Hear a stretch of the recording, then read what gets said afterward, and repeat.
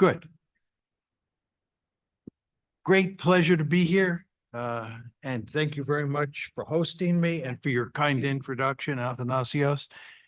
I'm going to talk about realist theory and why I think realist theory is the best available theory for explaining how the world works.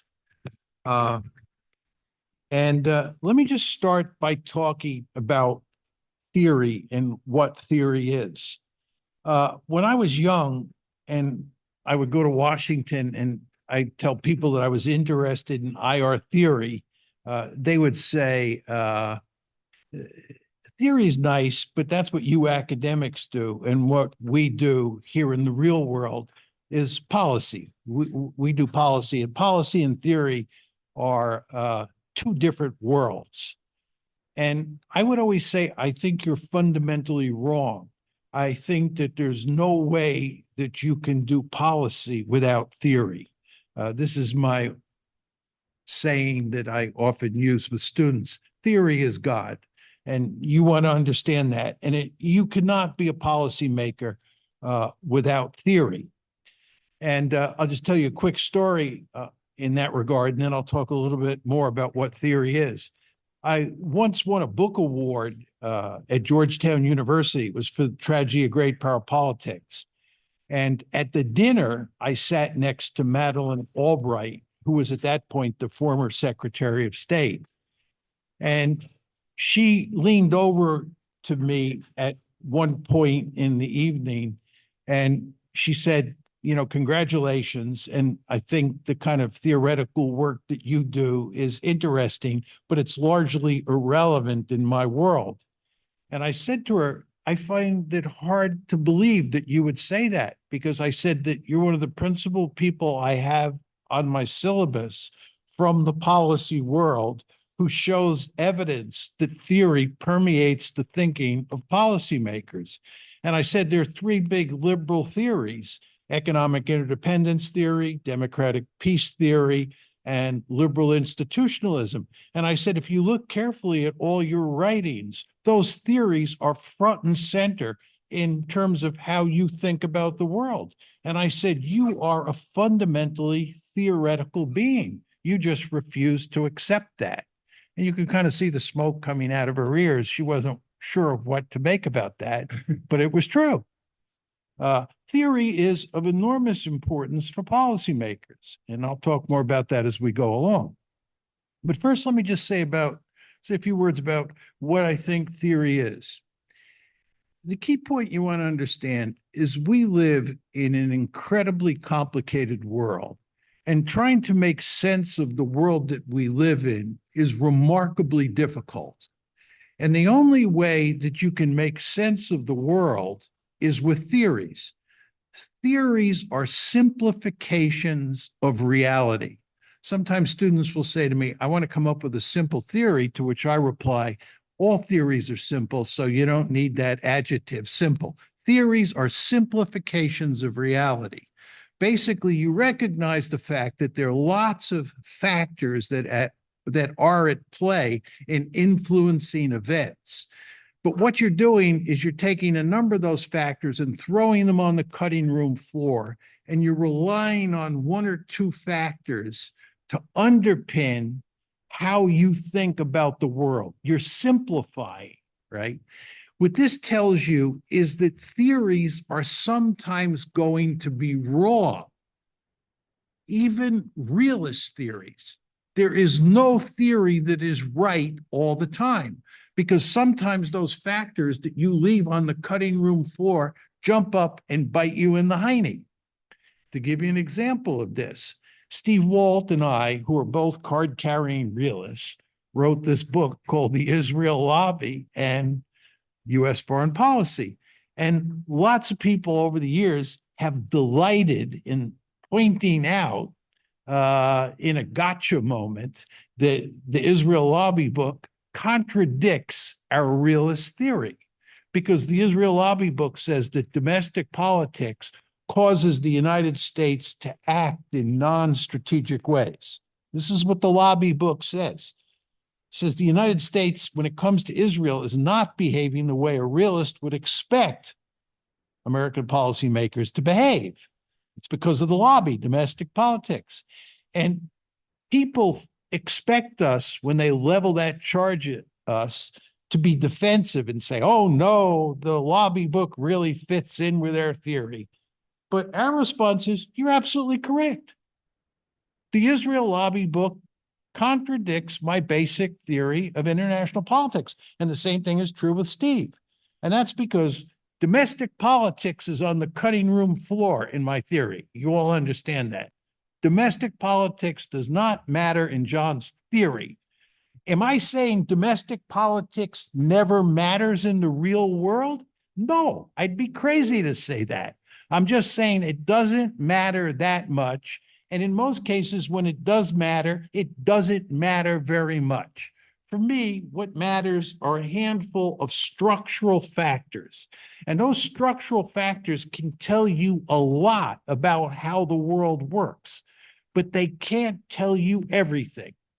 So it's just very important to understand that you, all of you, need theories to make sense of the world. Whether you're talking about raising children and the theories that you have in your head for how you discipline your children when they misbehave, or whether you're talking about running Greek foreign policy or American foreign policy, you can't make decisions in terms of how to think about the world without a theory in your head.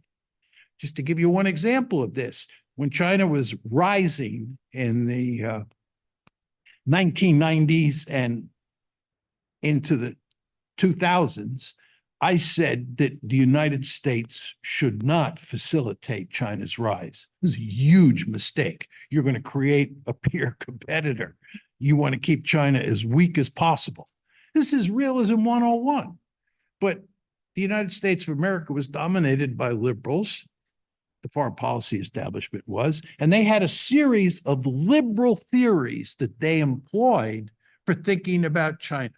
Their idea was that if you get China hooked on capitalism and you integrate them into the global economy and you facilitate economic interdependence, we'll have no problem at all. Furthermore, if you integrate them into international institutions, they will become, in Robert Zoellick's famous terminology, responsible stakeholders. And once they become responsible stakeholders, and once they're hooked on capitalism, as happened with the Asian tigers, will happen with China. It will become a liberal democracy. And once it's a liberal democracy, it will be no problem for Japan or the United States because they're liberal democracies. And as you all know, liberal democracies never fight each other in the liberal story. That's their story. So it's very important to understand that the policy of engagement toward China was based on the three principal liberal theories. And the critics of liberal hegemony, and there were not many of them, were people like me, who were realists, who said that whether China is a democracy or not doesn't matter. If it becomes powerful, it's going to have a big appetite. And in my mind, it's going to want to dominate East Asia the way we dominate the Western Hemisphere. They'd be nuts not to want to dominate East Asia. They want to be really powerful. They remember what happened the last time they were weak. It's called the century of national humiliation, right? So from a realist point of view, I was opposed. And by the way, just to go to NATO expansion, the realists, George Kennan being the most famous example, argued that NATO expansion was a ridiculous and foolish move, and it was going to end up causing a huge crisis with the Soviet Union / Russia, and we should not expand NATO. But there's a whole set of liberal theories, I'm not going to go into this now, that underpinned our expansion of NATO eastward. They who were in charge, this is the Clinton administration to start, then the Bush administration, the Obama administration, they believed that NATO expansion was not going to lead to disaster because they had these liberal theories. Realists disagreed. The only point I'm trying to make to you here is that you want to understand that there is no way you can formulate foreign policy. There's no way you can think intelligently about foreign policy without a theory in your head. But as my discussion points out, and you surely have all figured this out, what you see is there are competing theories in international politics. And of course, what he wanted me to do is talk about the virtues of realism, which I'll do in a minute. But you all understand that realism is a hard sell. It was especially a hard sell during the unipolar moment. Convincing people that NATO expansion was bad, that was difficult. Convincing people that engagement with China, that helping China to get rich made no sense. This is an argument that was almost impossible to make. And I'll say more about this as I go along. But we live in a world where theory is God.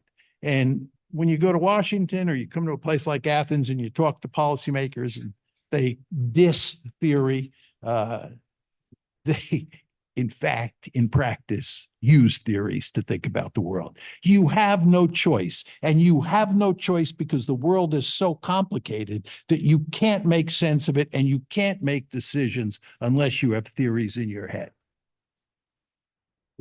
Second set of points. I think that realism provides the best explanation for how the world works. It's better than the liberal theories. This is not to say that it always works, right?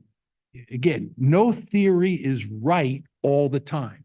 I always tell students, if you hear somebody say, I have a theory that is right all the time, you want to dismiss that argument because what it really means is that person doesn't have a theory. You can't be right all the time. But realism does a really good job of explaining how the world works. If somebody said to any of you, what you have to do is go back to 1800 and ramp forward to the present, 1800 to 2026, okay? 226 years.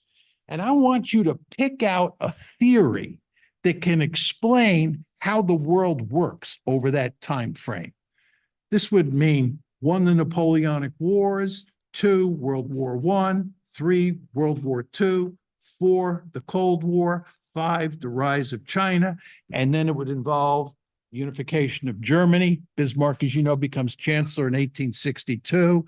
First wars against Denmark in 1864, then against Austria in 1866, then against France in 1870. But then he stops expanding and he goes to great lengths to establish this structure of alliances in Europe. I mean, how are you going to explain all those events, all those big events that I started with, German behavior, or it was actually Prussian behavior to start with in 1862? How are you going to explain the absence or presence of war in particular periods, for example, from 1815 to 1853, which is when the Crimean War starts? You had no great power war in Europe. What explains that? Are you going to use democratic peace theory? Not close. You couldn't even get to first base, as we'd say in the United States, using democratic peace theory. There were hardly any democracies back then, and democratic peace theory tells you very little. Economic interdependence, not really. I think if you're looking for an alternative theory, the best alternative theory would be ideology. I think ideology mattered in some conflicts. I think, for example, if you're talking about Nazi Germany versus the Soviet Union, ideology really matters. But World War I, Imperial Germany versus the Triple Entente, France, Britain, and Russia, does ideology tell you much? Not at all. Maybe the Cold War is another example. Communism versus capitalism / democracy. Again, maybe World War II, but not World War I. Bismarck, not much. Ideology occasionally pops up. It tells you some things, but I think that's the best alternative to realism. I think realism is just a very effective strategy for describing the historical record. And by the way, this is how you measure how good a theory is.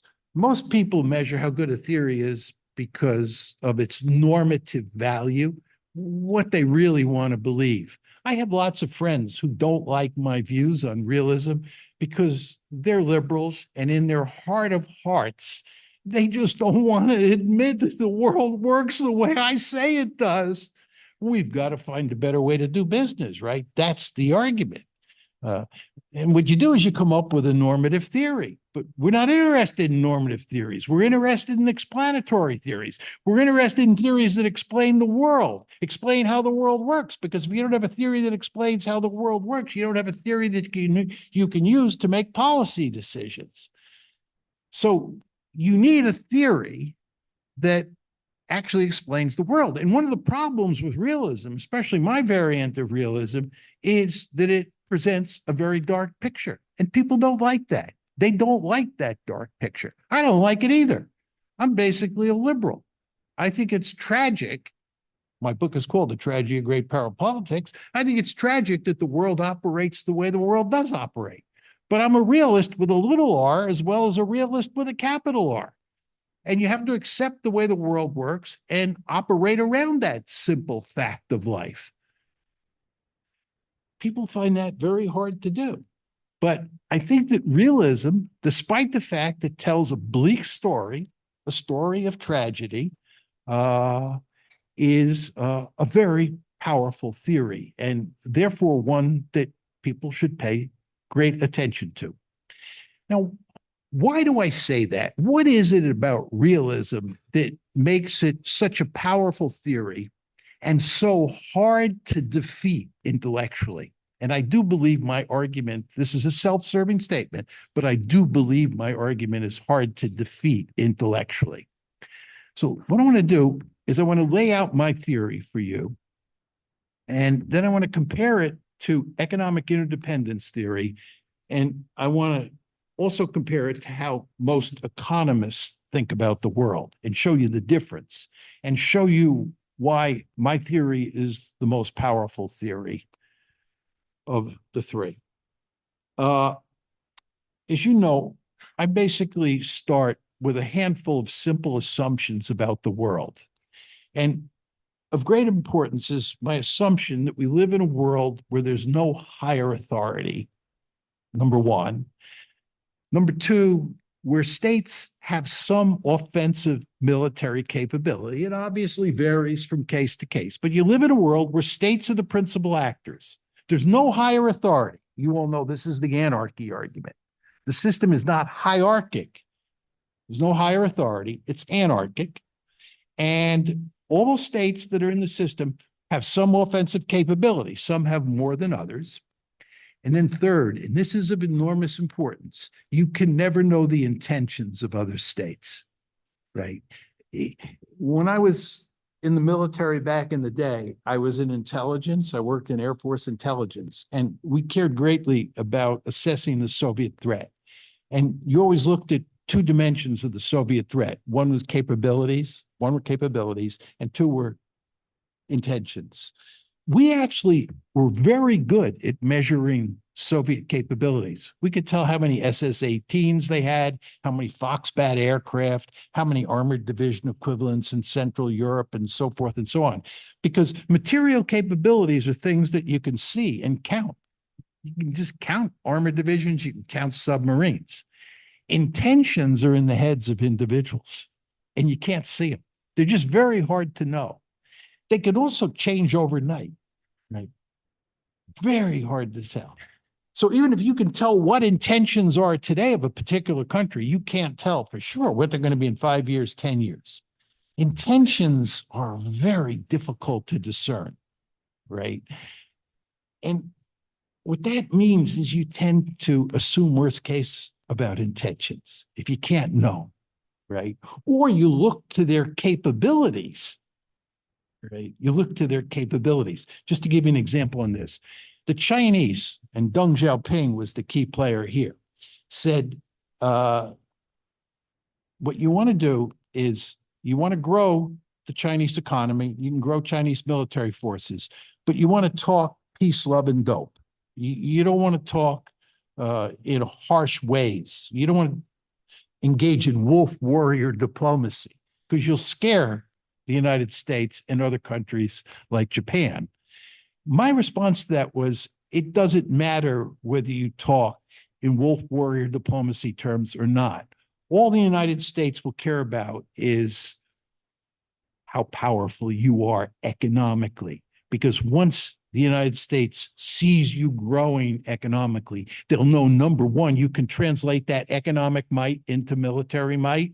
Remember, economic might is the foundation of military might. You see China growing economically, you can know that they can develop formidable offensive forces, and intentions are not going to matter. And what Deng Xiaoping was saying, you can convey benign intentions, but you can't convey benign intentions because we can't know what China's intentions are today, and we certainly can't know what they are in the future. So what we rivet on are their capabilities. Just to go back to the Cold War, we were, as I said, very good at figuring out what Soviet capabilities look like. We could never agree on Soviet intentions. There was huge disagreement inside and outside of the intelligence community about what Soviet intentions were. So the point that I'm making to you, first three assumptions I start with: anarchy, no higher authority, one. Two, all states have some offensive capability. And number three, you can never be certain about the intentions of other states. The fourth assumption, and this is going to be very important for what I say moving forward, the fourth assumption is that the principal goal of states is survival. You want to survive. For all the obvious reasons, that has to be your number one goal. You can't pursue any other goal if you don't survive. And then the fifth assumption is that states are basically rational actors, strategic calculators. Those are the five assumptions of realism that I start with.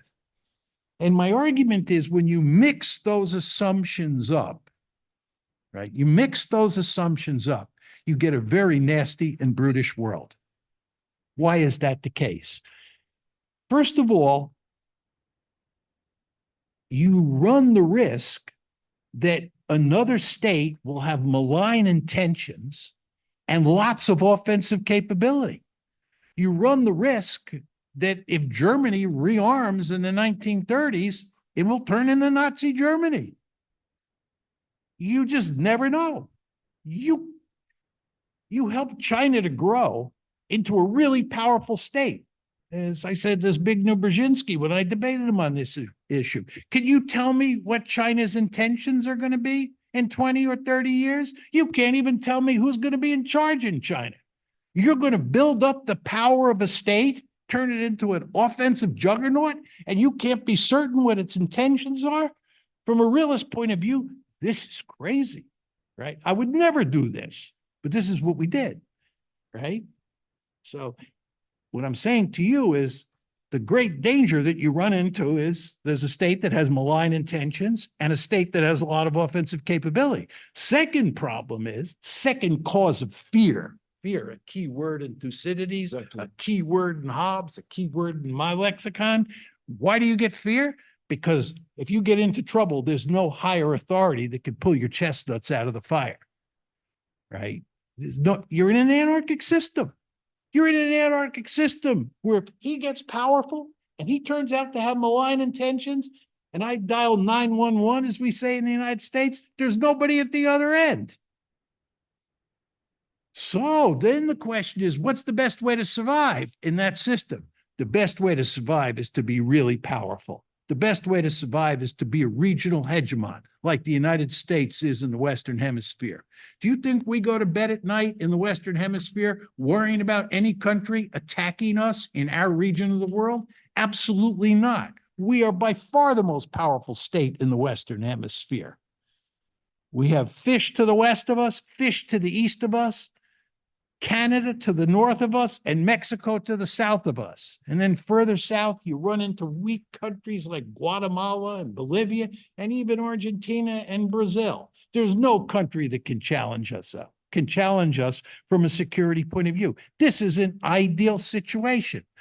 The point is, you want to be really powerful. I say with regard to the Chinese would be out of their mind if they didn't try to dominate East Asia. They should want to take Taiwan. They should want to dominate the South China Sea. They should want to dominate the East China Sea.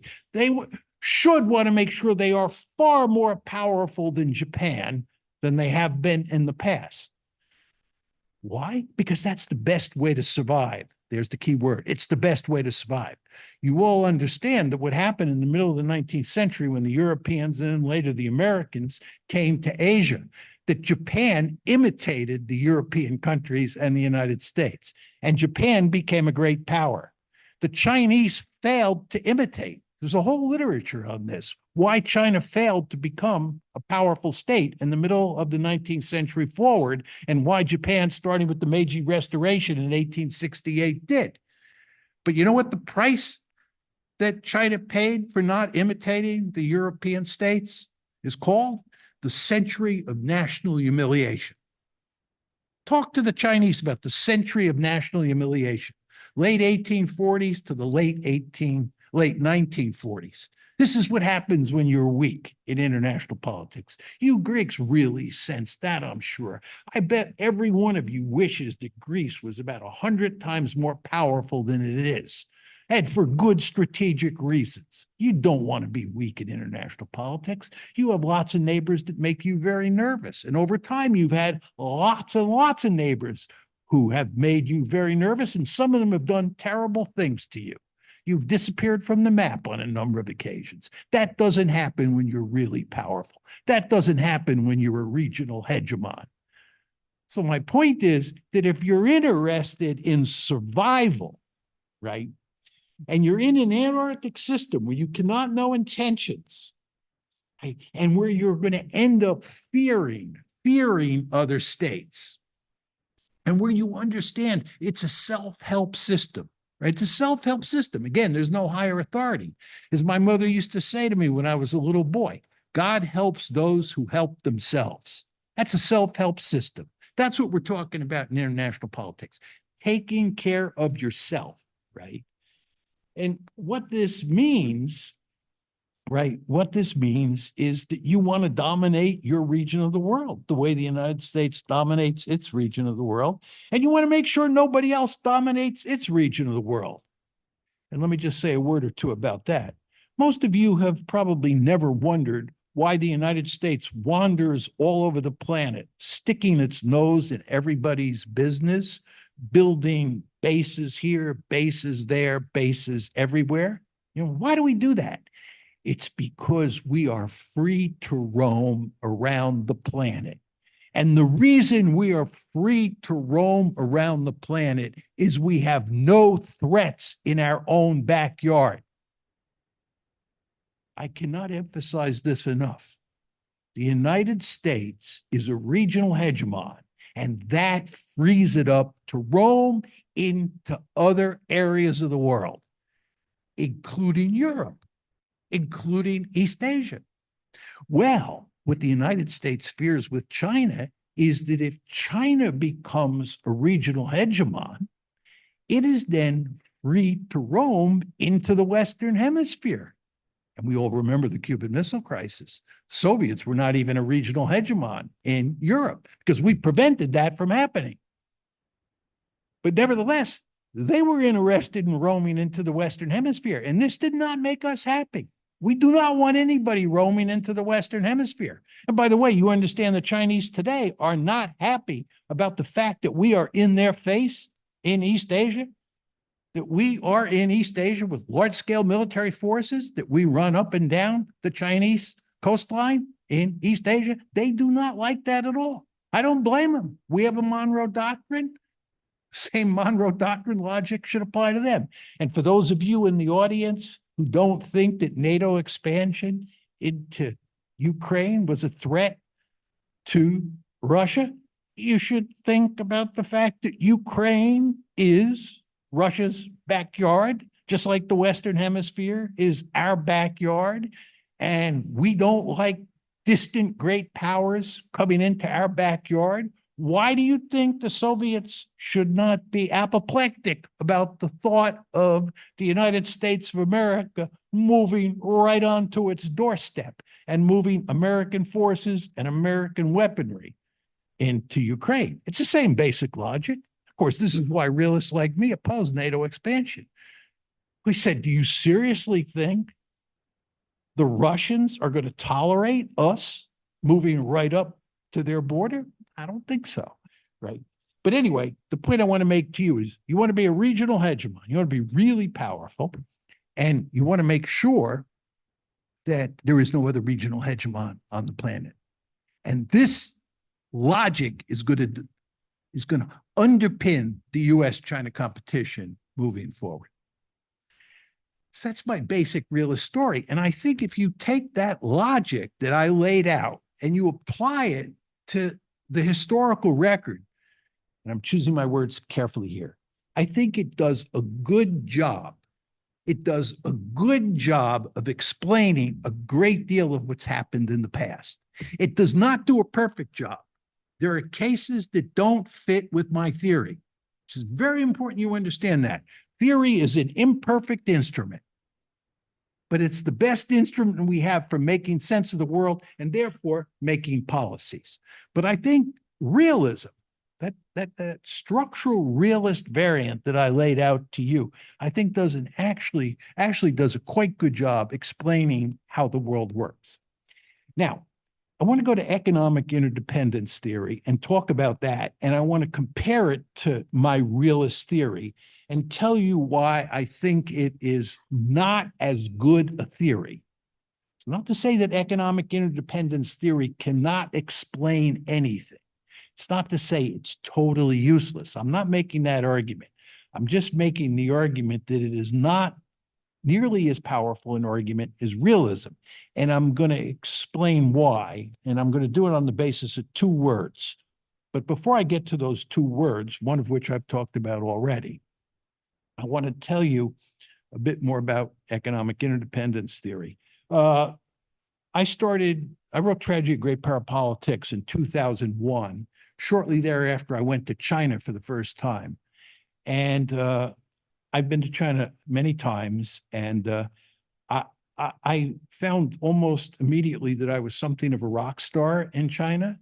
And this was despite the fact I was making the argument that China cannot rise peacefully and that the United States should do everything it can to slow down Chinese economic growth. And nevertheless, I constantly got invited back to China, and everywhere I went to speak, I faced huge audiences. And many people who I talked to would try to refute my argument.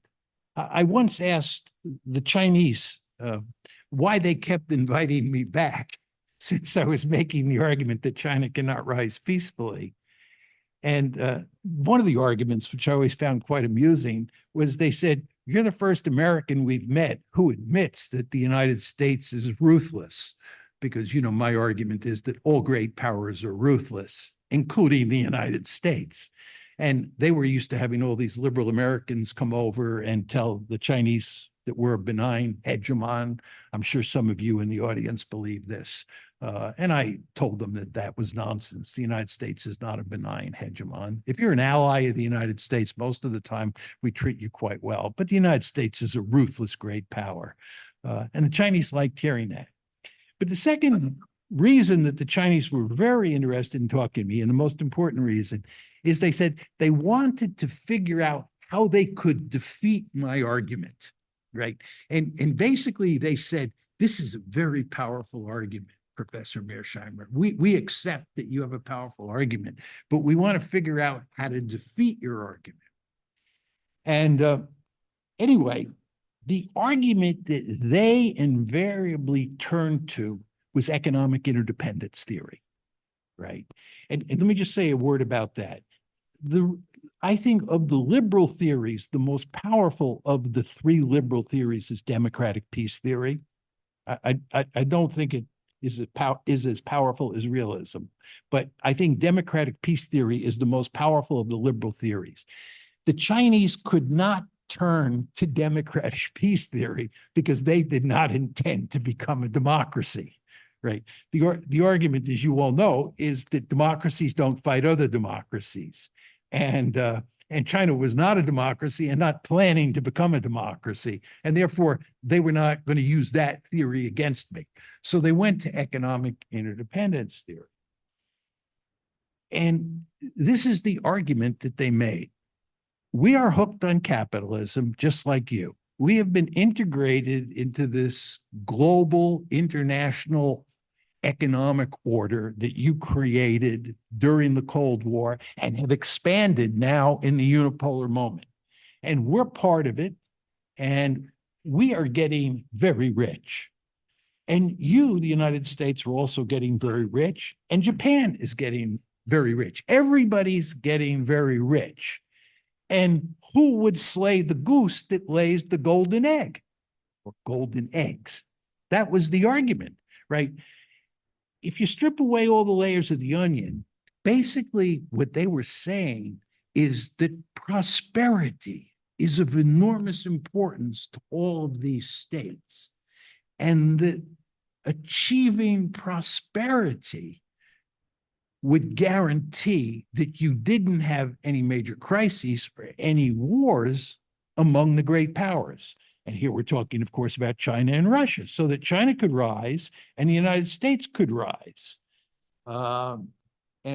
Just to come at this from the American point of view, when John the realist would say to American liberals that China is getting more and more prosperous and it could turn that economic might into military might, their argument is that's not going to happen. And who cares if they're getting more prosperous or wealthier relative to us over time, right? Because we're getting wealthy too, right? Everybody's getting rich. This is a wonderful gig we have here, right? Who cares whether the Chinese are getting richer than we are? It doesn't matter.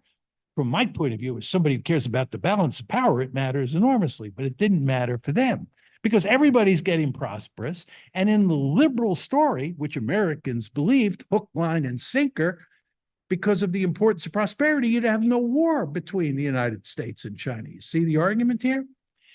Now, what's the difference between realism and economic interdependence theory? Two words.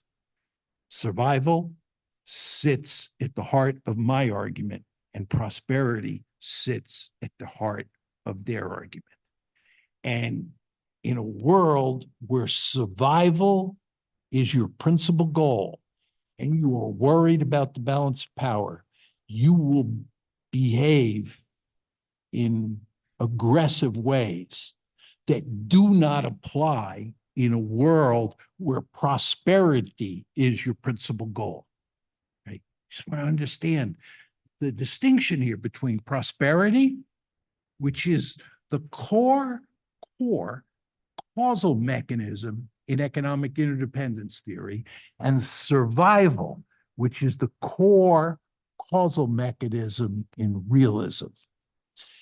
To give you one example quickly to illustrate this, the period in Europe here before 1914, as many of you I'm sure know, there was a huge amount of economic interdependence in Europe before 1914. There really was.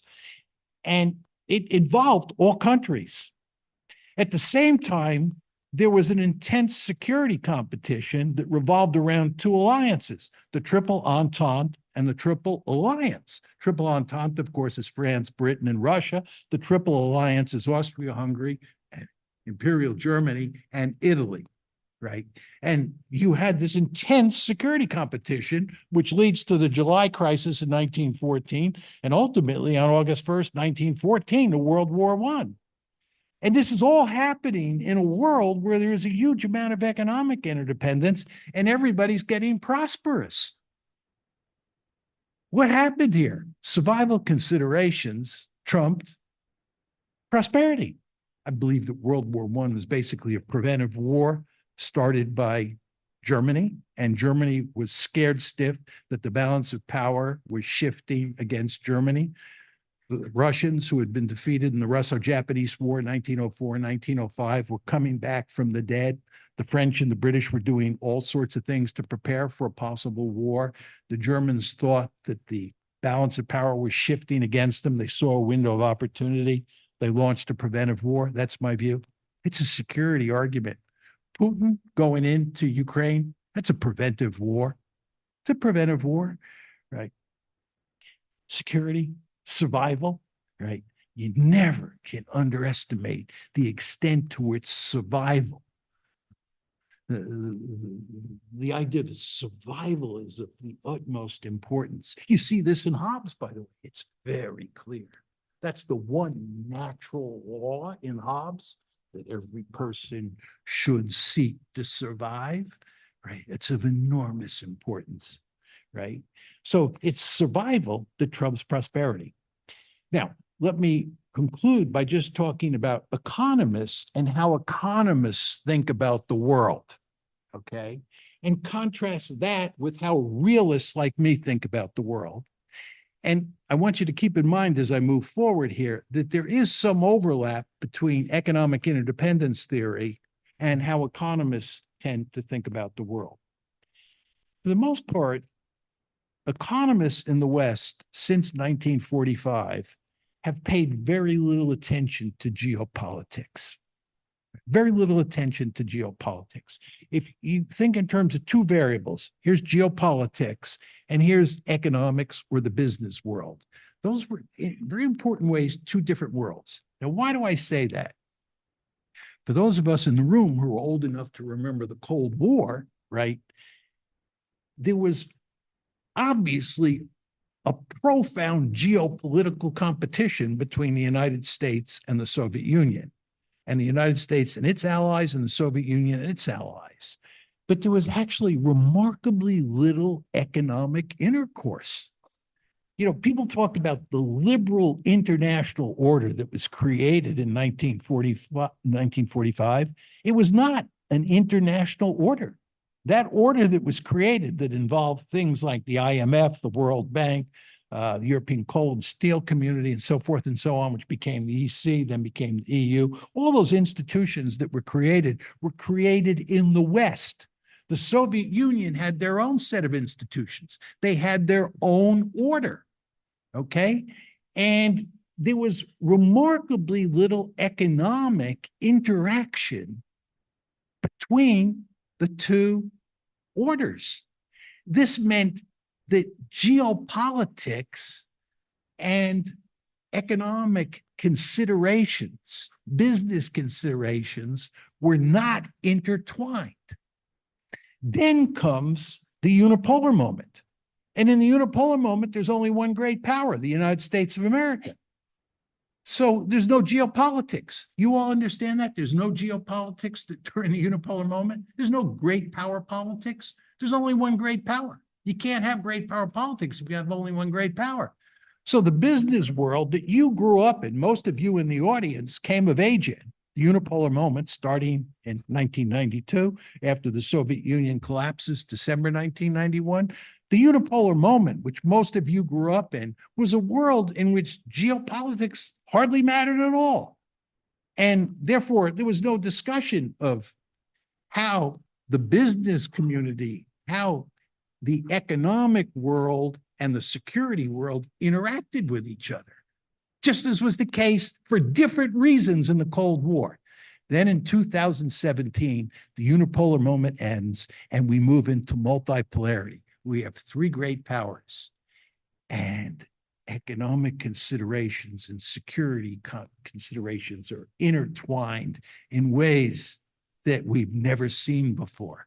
It's very important to understand that economics really matters. You all understand we, the United States, are in an intense security competition with China that has a military dimension for sure, but also has an economic dimension involving sophisticated technologies. We pay enormous attention these days to supply chains and so forth and so on. So economics and geopolitics are inextricably bound up for the first time. So the question you have to ask yourself is, what happens in the world that we now live in when economic considerations clash with security considerations? With those logics that are developed in economics departments where they pay virtually no attention to security. Do you think people in economics departments think about anarchy and survival and the balance of power? They do not. It's not part of their lexicon.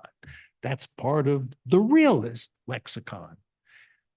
What they're concerned with is generating prosperity. That's how economists think about the world. What can we do to fix the system in ways that generate prosperity for everyone?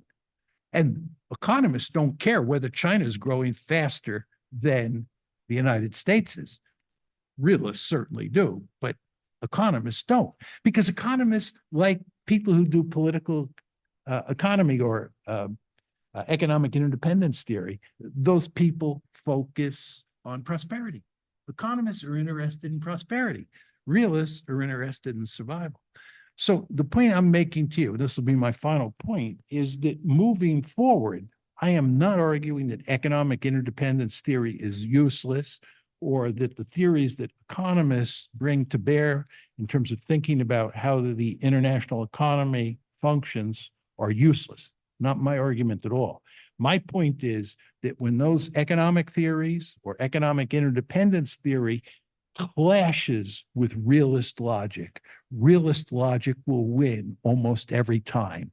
And the main reason is because survival in an anarchic system where you cannot know the intentions of other states that may be very powerful forces you to behave in aggressive ways that have no place in those liberal theories like economic interdependence or the liberal theories that dominate in the economics profession. Thank you.